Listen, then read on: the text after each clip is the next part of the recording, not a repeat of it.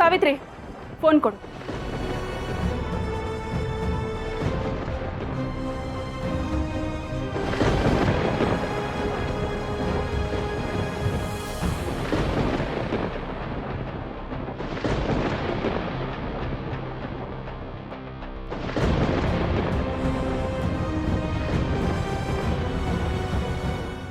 ಬೇಡ ಮೇಡಮ್, ಯಜಮಾನ್ರಿಗೆ ವಿಷಯ ಹೇಳೋದು ಬೇಡ.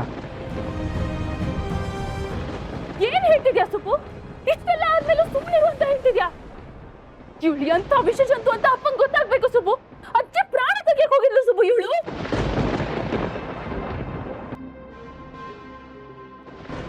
ಈ ವಿಷಯನ ನಾನು ಈಗಲೇ ಅಪ್ಪಂಗೆ ಹೇಳ್ತೀನಿ ಸುಬ್ಬು. ಕೊಡು ಫೋನು.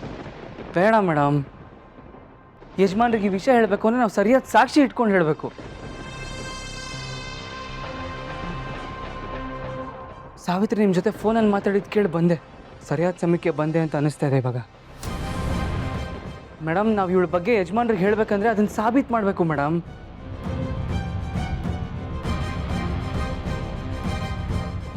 ಇಲ್ಲಾಂದರೆ ಇವಳು ಅವ್ರ ಮುಂದೆ ನಾಟಕ ಆಡ್ತಾಳೆ. ಹಾಗಂತ ಇವಳನ್ನ ಸುಮ್ಮನೆ ಬಿಡ್ಬೇಕಾ ಸುಬ್ಬು ನಾವು? ಬೇಡ ಮೇಡಮ್. ಮೇಡಮ್, ನನ್ನ ಮಾತು ಕೇಳಿ. ಈಗ ತಾನೇ ನೀವು ಯಜಮಾನ್ರಿಗೆ ಹತ್ತಿರ ಆಗ್ತಿದ್ದೀರಾ. ಇವಳ ಬಗ್ಗೆ ಅವ್ರಿಗೇನಾದರೂ ಹೇಳಿದ್ರೆ ಇವಳು ಅಲ್ಲೂ ನಾಟಕ ಆಡ್ತಾಳೆ, ಬಣ್ಣ ಕಟ್ತಾಳೆ. ಅದಕ್ಕೆ ನಾವು ಇವಳನ್ನು ಹೇಗೆ ವಿಚಾರಿಸ್ಬೇಕೋ ಹಾಗೆ ವಿಚಾರಿಸ್ಕೊಳ್ಳೋಣ. ಈಗ ನೀವು ಮನೆಯಿಂದ ಆಚೆ ಹಾಕಿದಿರಲ್ಲ, ಅಷ್ಟೇ ಸಾಕು ಮೇಡಮ್. ಯಜಮಾನ್ರಿಗೆ ವಿಷಯ ಹೇಳಬೇಕು ಅಂದರೆ ಸರಿಯಾದ ಸಮಯ ಬರಬೇಕು. ಸರಿ ಸುಬ್ಬು, ಆದರೆ ಒಂದು ಮಾತಂತೂ ನಿಜ, ಈ ಮನೆ ದೇವಸ್ಥಾನ ಇದ್ದ ಹಾಗೆ.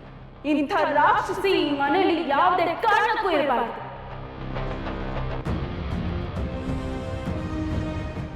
ಏಯ್ ವಿಜಯಾಂಬಿಕಾ, ಅಪ್ಪಿ ತಪ್ಪಿ ಕೂಡ ನಿನ್ನೆರಳು ಈ ಮನೆ ಕಡೆ ಸೋಗ್ಬಾರ್ದು.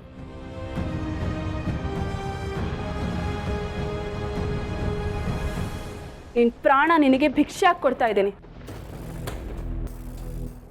ಹಾಗಂತ ನಿನ್ನ ಕ್ಷಮಿಸಿದ್ದೀನಿ ಅಂತ ಅನ್ಕೋಬೇಡ. ಇವತ್ತು ಭಿಕ್ಷೆ, ನಾಳೆ ಒಂದು ದಿನ ಶಿಕ್ಷೆ. ಅನುಭವಿಸೋದಕ್ಕೆ ಸಿದ್ಧವಾಗಿರು.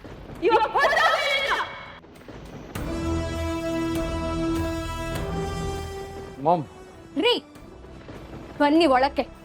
ಕೊಳ್ಚೆ ನೀರು ಮನೆಯಿಂದ ಆಚೆ ಹೋಗ್ತೈತೆ.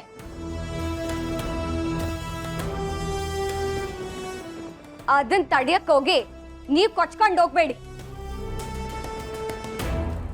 ಮೊದ್ಲೇ ಭಯದಲ್ಲಿ ನಡಕ್ತೀವ್ರಿ. ಆಚೆ ಗುಡ್ಗು ಸಿಡ್ಲಿನ ಸದ್ದು ಕೇಳ್ತಿಲ್ವಾ ನಿಮ್ಗೆ? ಒಳಕ್ ನಡೀರಿ. ನಡೀರಿ.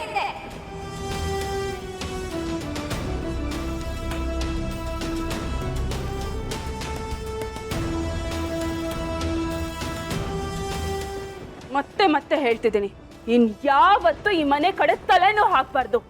ಯಾಕಂದ್ರೆ ಇದು ನನ್ನ ಮನೆ.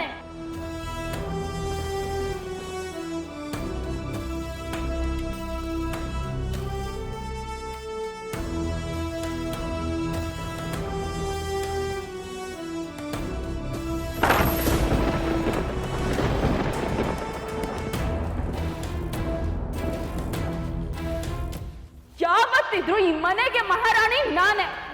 ಈ ಮನೆಯಲ್ಲಿ ಇನ್ನೂ ನಿನಗೆ ಜಾಗ ಇಲ್ಲ. ನಿನ್ನನ್ನ ನಾನು ಜೀವ ಸಹಿತ ಉಳಿಸ್ತಾ ಇರೋದೇ ಹೆಚ್ಚು. ಬದುಕಿದ್ಯಾ